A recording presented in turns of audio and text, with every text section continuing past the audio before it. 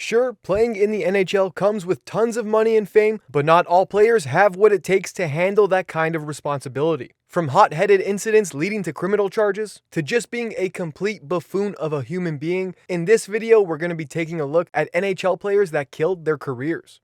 Cory Perry.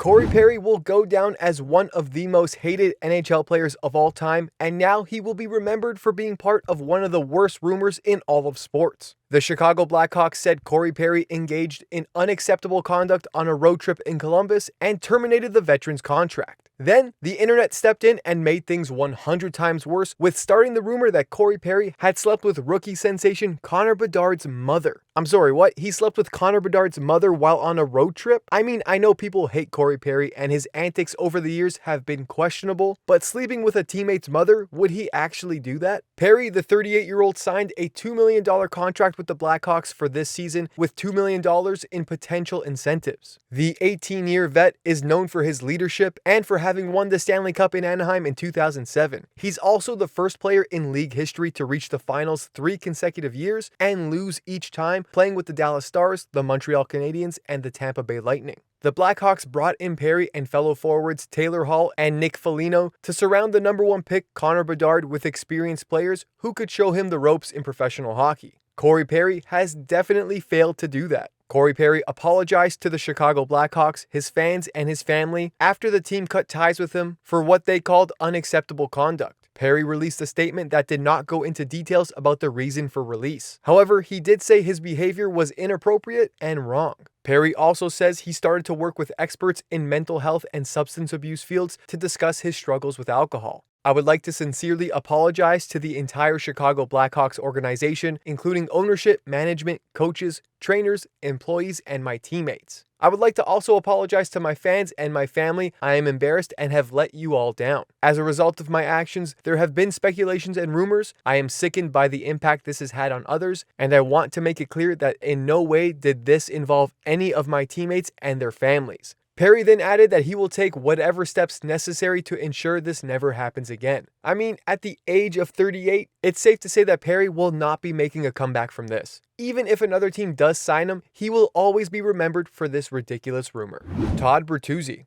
Todd Bertuzzi played for 6 teams during his 18-year NHL career, but he is best known for his time with the Vancouver Canucks in the early 2000s. Bertuzzi missed most of the 1998-99 season because of a leg injury, but he blossomed in the 1990-2000 season, getting 55 points in 79 games played. He then had a breakout season in the 2001-2002 season, scoring 36 goals and 85 points as part of one of the NHL's best lines with Marcus Naslund and Brendan Morrison. Bertuzzi was even better in the 2002-2003 season, finishing with NHL career highs in goals with 46, assists with 51, and points with 97, and he led the league with 25 power play goals. That season, he was named an NHL first-team All-Star. But unfortunately, that season is when all the drama began. On February 16, 2004, during a game between Vancouver and Colorado, Avalanche player Steve Moore injured Canucks team captain Marcus Naslund, hitting him hard in the head while Naslund was reaching for the puck. Naslund, who was the league's leading scorer at the time, suffered a minor concussion and a bone chip in his elbow as a result of the hit. Canucks head coach Mark Crawford publicly criticized the no infraction call, claiming the league needed to show respect for the league's leading scorer. Vancouver president and GM at the time, Brian Burke, described the play as a marginal player going after a superstar with a head-hunting hit. Needless to say, several Canucks players were also vocal against Moore in the media. In particular, forward Brad May issued a bounty on Moore, while Bertuzzi called him a piece of, well, you can fill in the blank.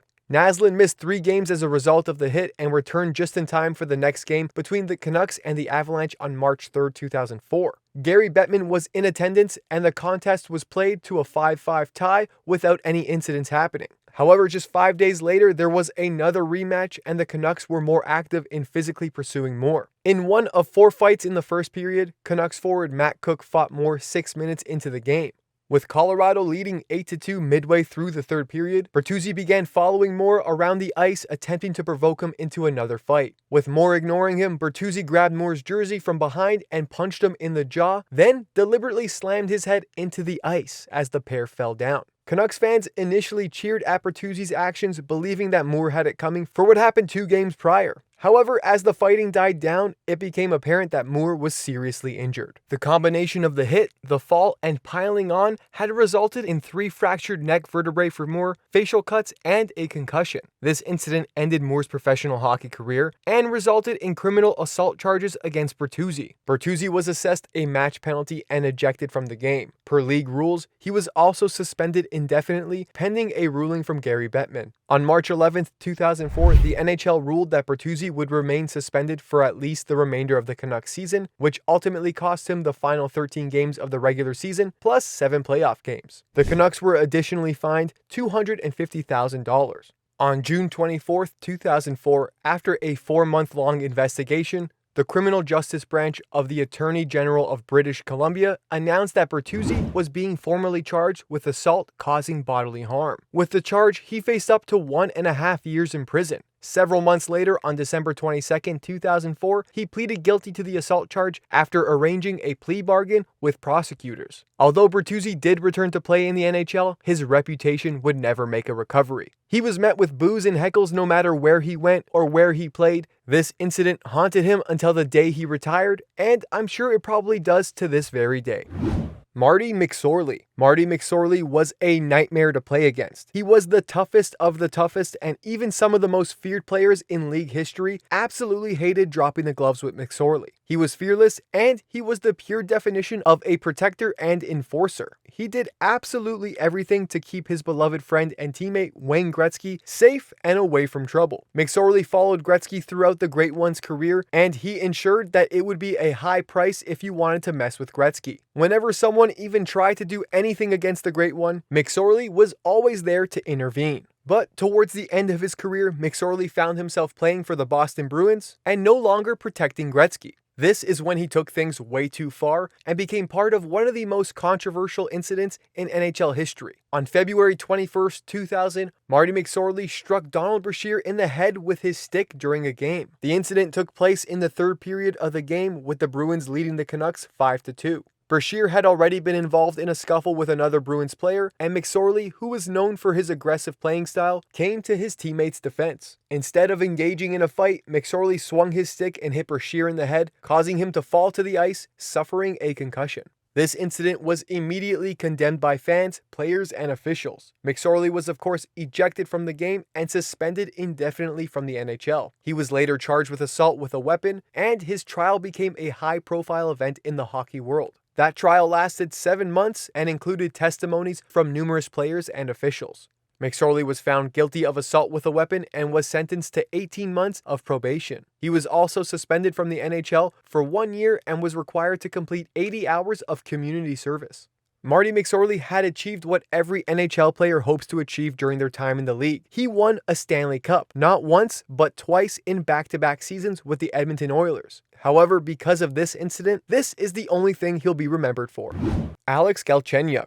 Throughout his NHL career, Galchenyuk has notched 354 points across 654 games, but it looks like he'll never play another NHL game, as Galchenyuk recently found himself cut loose by the Arizona Coyotes in the middle of July. The abrupt release came in the aftermath of an incident in Arizona where Galchenyuk was involved in a car crash and exhibited erratic and aggressive behavior towards law enforcement. Galchenyuk tweeted a letter apologizing for repeatedly using racial slurs towards an officer in training and threatened to have 2 officers killed following his July 9th traffic stop. Galchenyuk said, "I am deeply ashamed of my recent behavior, and I am beyond sorry to everyone I offended and hurt. It was uncalled for, it was horrific, and it has ruined this great new opportunity I was given by the Coyotes. I am beyond embarrassed and disappointed with myself, and I feel awful for everyone I have let down." A Scottsdale Police Department report said Galchenyuk was erratic and aggressive towards officers after apparently crashing a car into a sign. Galchenyuk then resisted the officer's efforts to handcuff him and repeatedly uttered a racial slur toward the officer in training on the way to the Scottsdale jail. On top of that, he also threatened to have the officers and their families killed, citing connections in Moscow.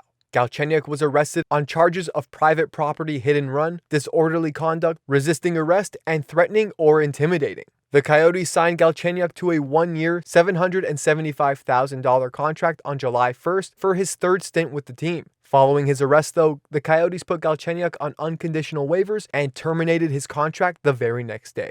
Shawn Avery. Now for Shawn Avery, there isn't just one moment that helped him kill his NHL career, there are several. On the ice or off of it, former NHL player Shawn Avery has gained a reputation as the most hated man in the league. The left winger not only spent 12 years tormenting teammates and opponents on the ice, but he also wrote a book that uncovered secrets about his teammates, ex-girlfriends, and the NHL. Avery isn't just hated by fans and players, he is hated by the entire league. Perhaps the longest lasting memory Avery left the NHL with was the Avery rule. In a playoff game between the New York Rangers and the New Jersey Devils, Avery set up in front of the crease to distract goalie Martin Brodeur by wildly waving his arms. Brodeur was distracted and the Rangers scored. It actually worked. The NHL subsequently instituted the Avery rule to prevent nuisances like the left winger from distracting goalies on a regular basis. In 2006, Avery made enemies when he took a dive onto the ice following a mild collision with Jaromir Jagr.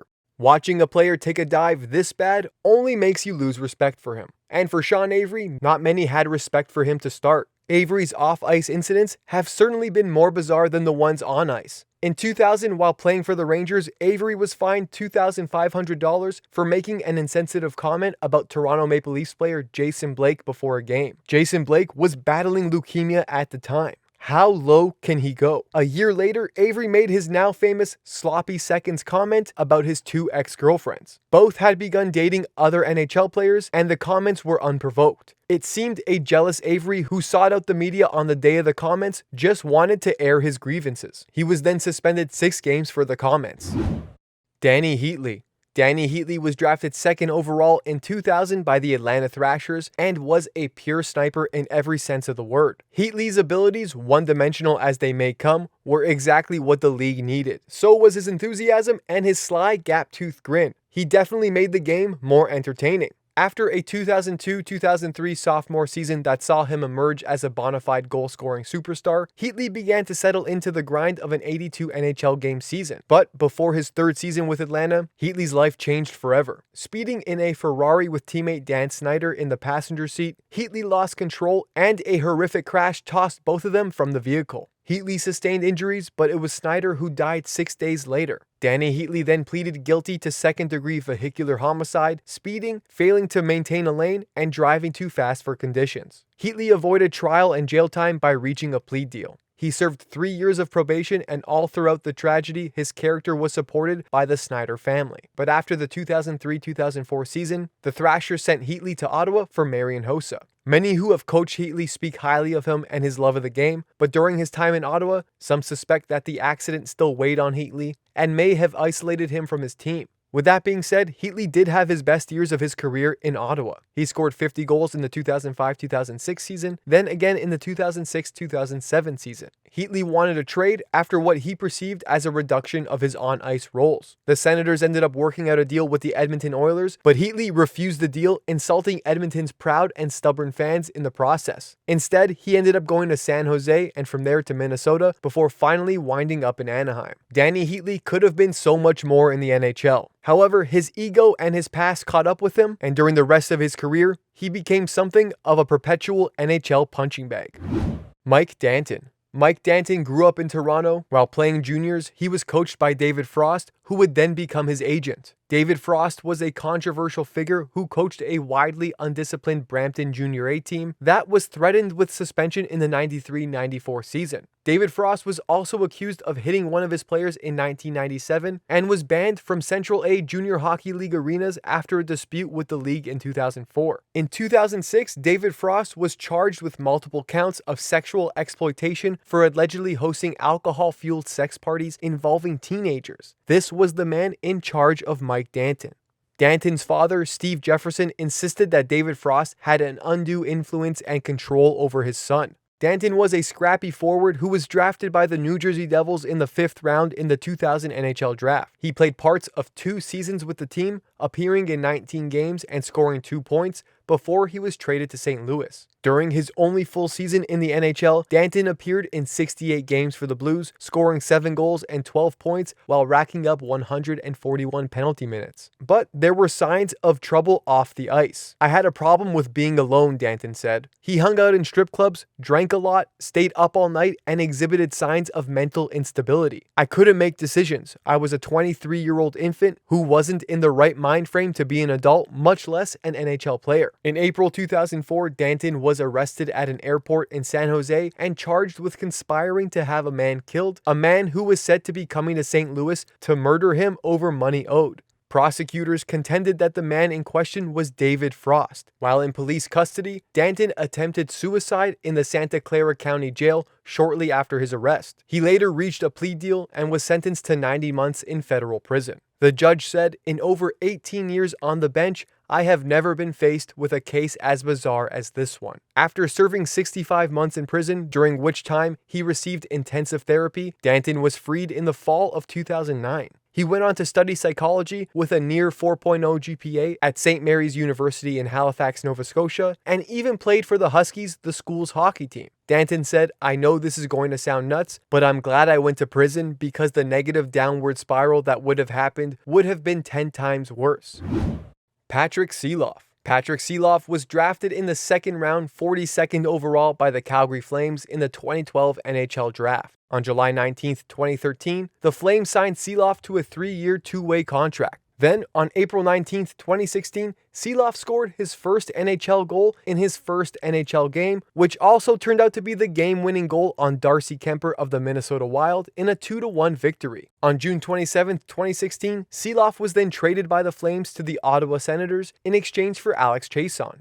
This was an opportunity for Seeloff to prove his worth and try to make it in the lineup. However, on September 25, 2016, Seeloff hit teammate Clark MacArthur in a scrimmage that ended up giving MacArthur a concussion. Bobby Ryan immediately dropped his gloves and went after Seeloff. Then, on the next shift, Chris Neal did the same. Seeloff was subsequently removed from the game as a precaution. He was then sent down to the AHL and did not receive a call-up to the Senators that season. MacArthur, who had a history of concussions prior to the incident, would only go on to play 23 more NHL games in his career. Despite the incident, Seeloff signed a 1-year, 2-way contract with the Senators in the summer before the 2017-2018 season. He received his first call-up on March 20, 2018 to play in a game against the Florida Panthers. In his Senators debut, which was his second NHL game, he scored a goal in the 7-2 loss, becoming the first player in NHL history to score a goal in each of their debuts for 2 different teams. Still, with 2 goals in only 2 games, Seeloff would never go on to play another NHL game. Even though Ottawa gave him a chance after that MacArthur incident, clearly Seeloff ruffled some feathers by injuring his own teammate. Link Gates. Link Gates was drafted 40th overall in the 1988 NHL Draft. Why was he drafted? Well, because Mike Modano needed a bodyguard, and Gates loved fighting so much, he actually showed up to the draft with 2 black eyes in a result of a bar fight from the night before. Gates was, in every essence of the word, an absolute menace. He made the jump to the NHL right away, but only played 12 games for the North Stars in his rookie season. Not because Mike Modano didn't need protection anymore, but because he got arrested for drunk driving. Then, after another 5 games with Minnesota the next season, he was sent off to San Jose. With the Sharks, Gates played 48 games in the 91-92 season. He actually had a decent season with 6 goals, 6 assists, and 326 penalty minutes. The NHL record for most penalty minutes in a season is Dave Schultz with 472 in the 74-75 season. If Link Gates played 76 games that season, he was on pace to shatter this record with 516 penalty minutes. But he ended up getting into a pretty nasty car crash at the end of that season and never played another NHL game. Link Gates played for 12 different teams in 11 different leagues over the course of 11 seasons. And that doesn't take into account the 8 games he played for the Sacramento River Rats in Roller Hockey International during the summer of 1994. Gates was kicked off that team after only 8 games for beating up the team trainer. It's safe to say Link's habitual aggression and substance abuse got in the way of what could have been a successful career as an NHL enforcer. Thanks for watching our videos. Don't forget to leave a like, and if you're new to the channel, hit that subscribe button.